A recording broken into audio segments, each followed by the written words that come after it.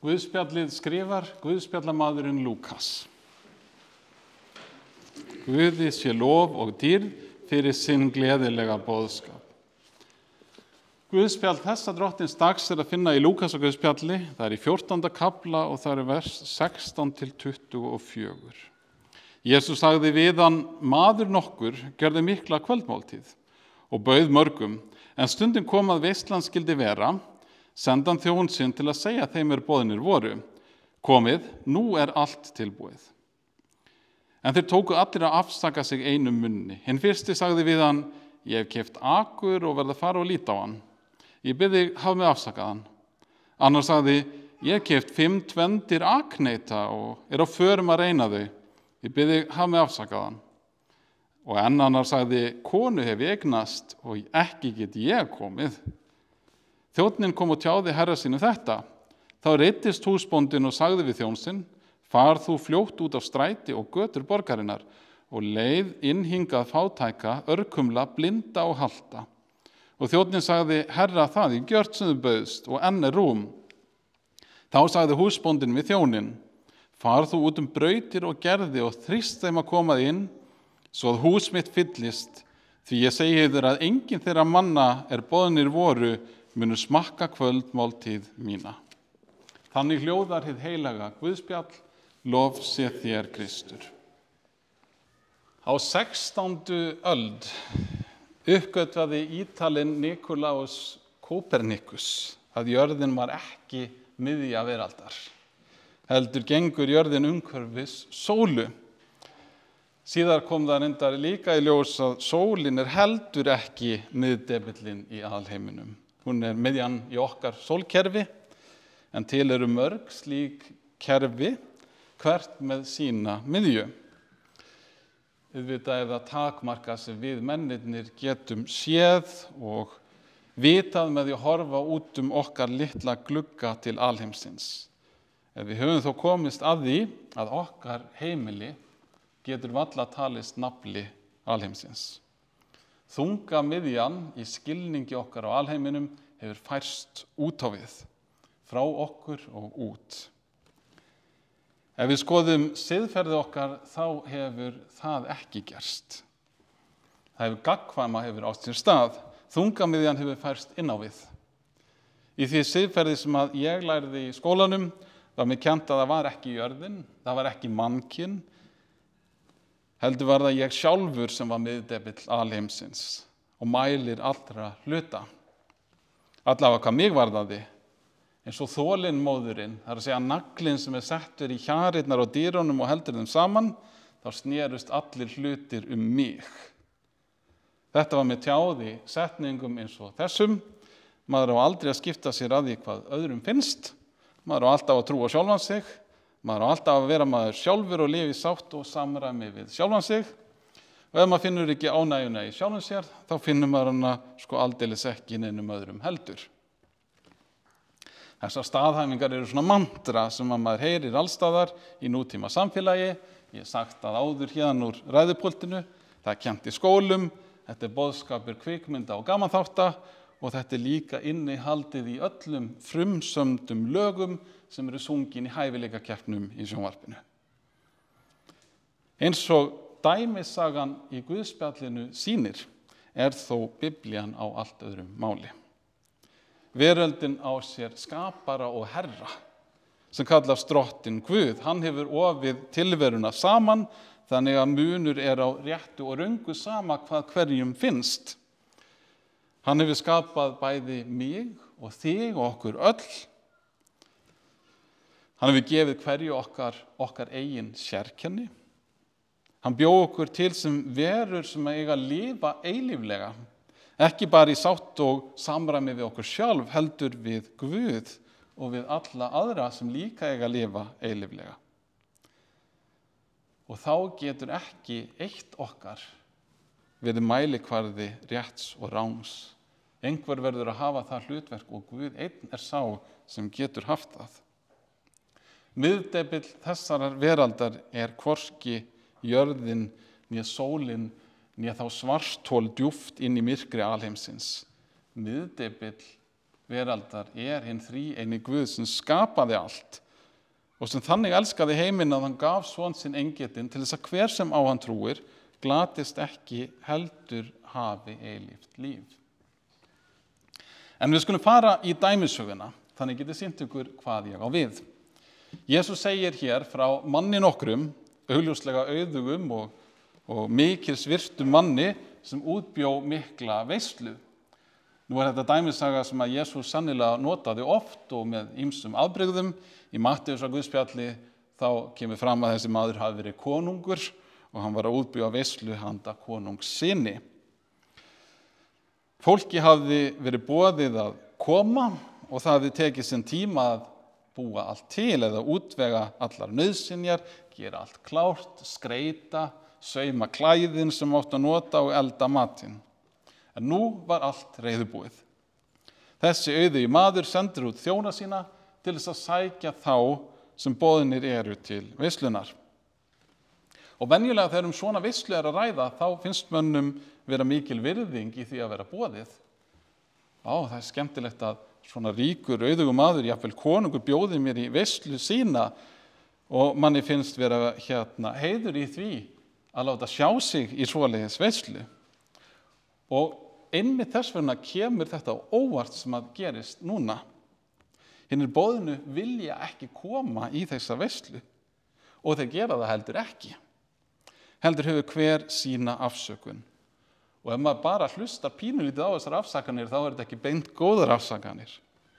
Einn sem sagt nýbúinn að kaupa sér akur og segist þurfa að fara og kíkja á akurinn.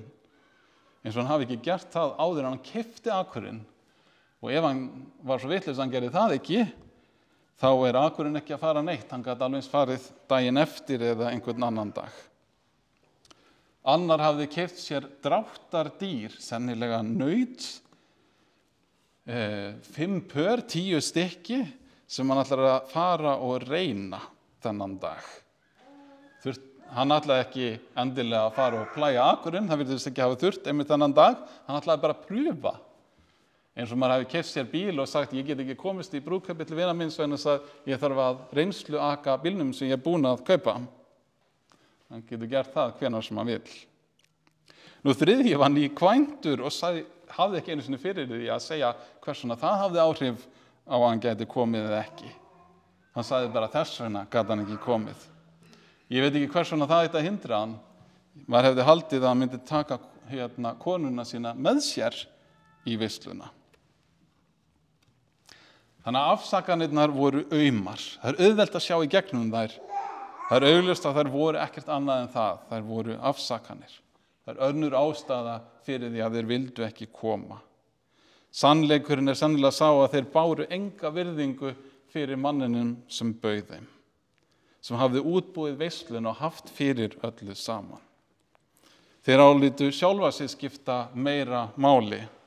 Þeir kærðu sér kollótt hvaða áhrif þeirra gerðir höfðu á veisluna með því að hunsa boðið í veisluna.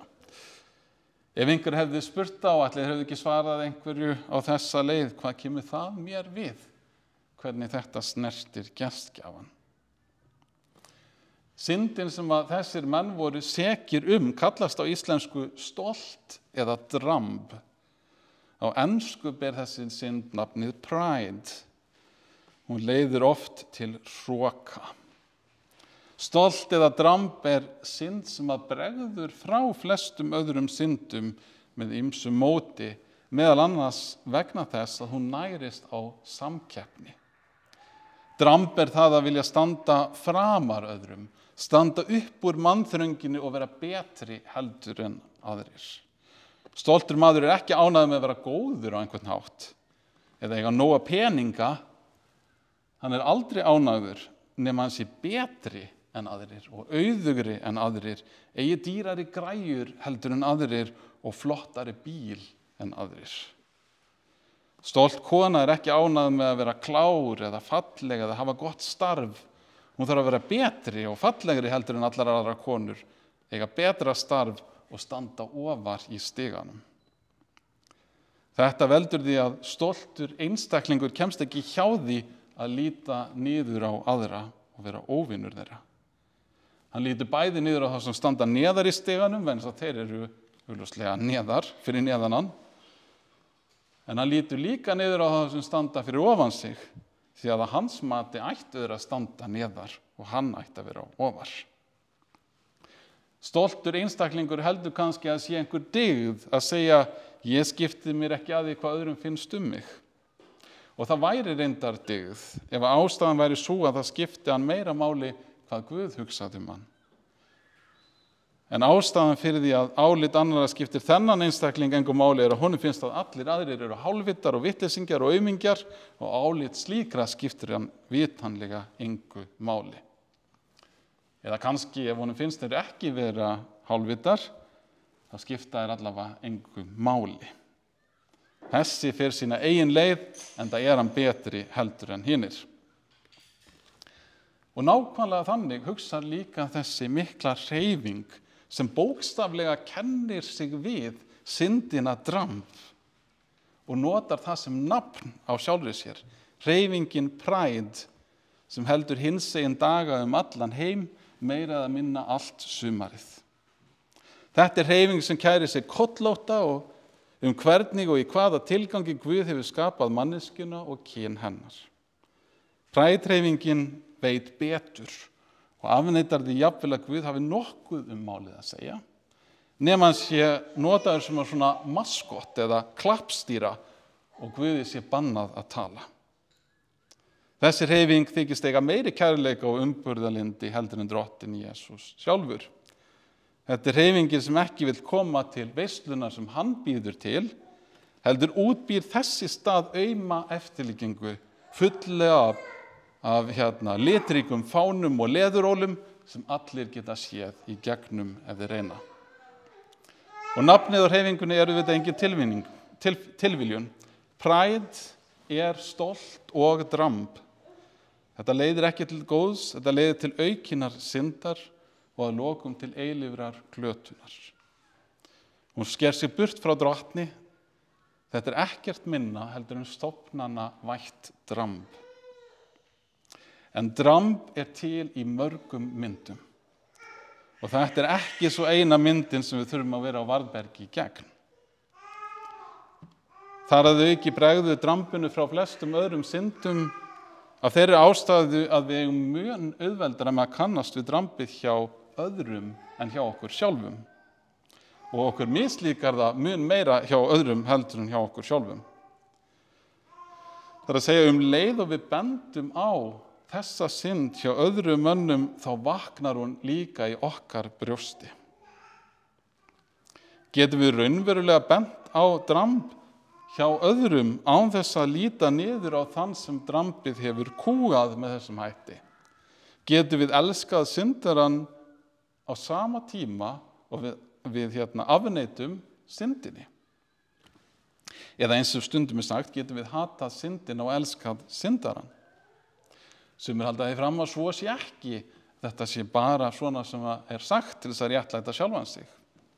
En það vill svo til að við höfum æft okkur í einmitt þessu alla ævi að hata syndina og elska syndarann.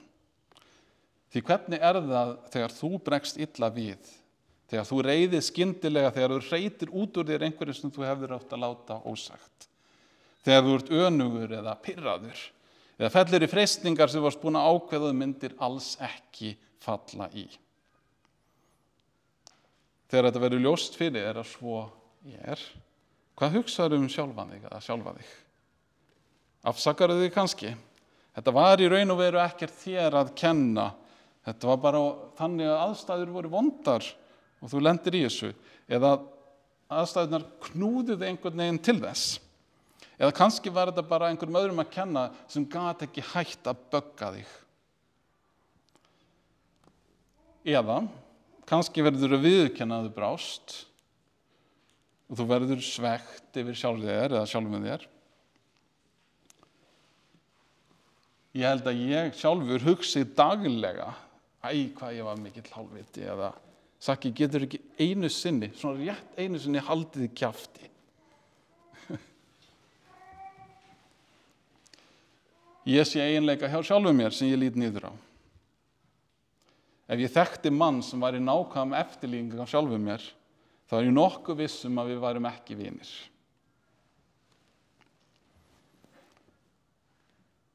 Sumir myndi segja mér að ég þyrfti að læra að elska sjálfa mig þá, en það er tóm vitleysa.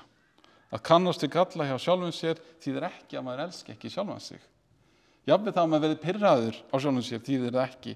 Jafnvel þótt maður gangi svo langt að maður verði heltekinn af slíkum göllum og það lítur út fyrir að maður hati sjálfan sig, þá er það aftur bara önnur mynd drampsins. Það er sjúkleg að vera sjúklega upptekinn af sjálfum sér. En þegar við mætum eigin göllum, þá vilja flestir annarkvort að þið væru betri eða að þeim stæði á sama gallana. Þá væri þeir náttúrulega betri að því leyti til hvernig þeir hugsuðu gallana sína. Jafnvel þeir sem óska sér refsingar og þjáningar út af því sem þeir hafa gert, þeir óska þess af einhverju góðri ástæðu. Til dæmis hugsa einhverjir að ef ég afplána minn dóm fyrir það sem ég hef gert, þá fæ ég það minnsta réttlæti í staðinn. Ég borga fyrir mínar syndir. Þannig viljum við öll, þegar öllu er á botninn hvolft, það sem á endanum er okkur sjálfum fyrir bestu. Það er kannski mismunur hvernig við hugsaum hvað það skildi vera, en það er það sem við viljum. Við viljum taka okkur sjálf í sátt, þrátt fyrir alla galla og alla vitleysu sem við gerum. Og einmitt þannig eigum við að elska náunga okkar. Það á að vera einlæg ósk okkar, hvers og eins, og einlæg ósk kirkjunnar þar að auki að taka alla menn í sátt. Það þýðir auðvitað ekki að líta fram hjá öllum göllum eða syndum eða því sem rangt er, þvert á móti. Það þýðir að halda í þá von að einn góðan veðurdag muni þetta allt saman heyra fortíðinni til. Við eigum að vona og hvetja til réttlætis. Rétt eins og við gerum við okkur sjálf, eigum við að hata syndina og elska syndarann. Það hefur við gert alla ævi. Það er auðvitað meira þetta mál að segja, eins og til dæmis hvað er það sem raunverulega gerist þegar við byggjum Jesú að hjálpa okkur með galla okkar. Því hann lætur sér nefnilega ekki duga að lagfæra verstu meinin þar sem við sjáum sjálf og vildum losna við, eða pússa upp á útlitið, pínulítið. Hann gefur okkur nefnilega ekkert minna heldur en fullkomnun. Ef við viljum smá hjálp, þá verðum við að sætta okkur við að hann gefur okkur þá hjálp, en hann gefur okkur líka alla hjálp. Og þá vaknar við þetta drambið í okkur aftur sem finnst að við séum þetta nógu góð eins og við erum og þurfum ekki svona mikla hjálp. Við værum alla við sjálflengur ef við hefðum ekki einhverja galla það. Og þá sérstaklega þá gallana sem okkur líkar vel við. Það var drambið sem að fékk mennina í dæmisögu Jesú til að afsaka sig og vilja ekki koma í gestaboð hans. En því miður er raunveruleikinn sá að margir munu einmitt sakir drambsins afsaka sig, vilja ekki koma til hans og reyna þess í stað að skapa auma eftirlíkingu af ríki Krists. Drambið býr í okkur öllum. Við verðum að taka eftir því þegar það skýtur upp skítugum kolli sínum. Lærisveinninn er nefnilega ekki meiri heldur en meistari sinn og við erum ekki meiri heldur en Kristur. Stundum er það sárt þegar hann bendir á gallan okkar. Ekki síst þegar við höfum haft á svo lengi að þeir eru orðnir hluti af ímynd okkar og við getum ekki ímyndað okkur líf okkar án þeirra. Það er raunin fyrir marga þá sem eru hluti af Pride-hreyfingunni. Þess vegna er gagnrýnin svona sár og vond. Við þurfum að átta okkur á því að drambið er sama syndin, jafnvel þá hún komið til okkar í annarri mynd. Og þegar okkur vantar kærleika til náungans, þá er það oft drambið sem er megin ástæða þess. Við eigum að hata syndin og elska syndarann, rétt eins og við gerum varðandi okkur sjálf, og það er einmitt þannig sem að Jesús elskar okkur. Þess vegna höldum við í vonina, bæði fyrir okkur sjálf og fyrir náungan, að Kristur er kominn til þess að greiða fyrir syndir okkar og til þess að réttlæta okkur, til þess að hreinsa okkur og taka burtu syndirnar úr lífi okkar og lokum allt dramb. Dýrið sé Guði, Föður, Syni og Heilögum Anda, sem var í upphafi, er enn og verða mun aldir alda. Amen.